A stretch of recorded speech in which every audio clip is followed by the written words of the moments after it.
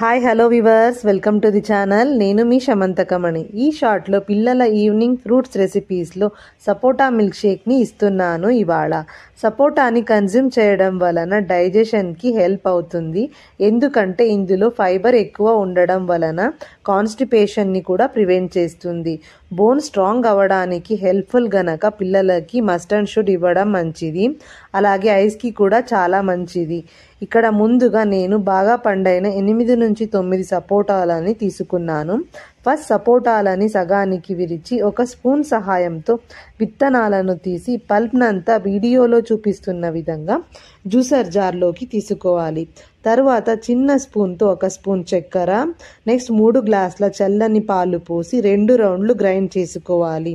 ఇప్పుడు 2 రౌండ్ల తర్వాత అందులోకి మరొక గ్లాస్ చల్లని పాలు పోసి 1 రౌండ్ గ్రైండ్ చేసుకోవాలి. ఇప్పుడు పిల్లలకి ఇవ్వండి. ఫ్రూట్స్ తినని పిల్లలు కూడా ఇష్టపడి తాగుతారు.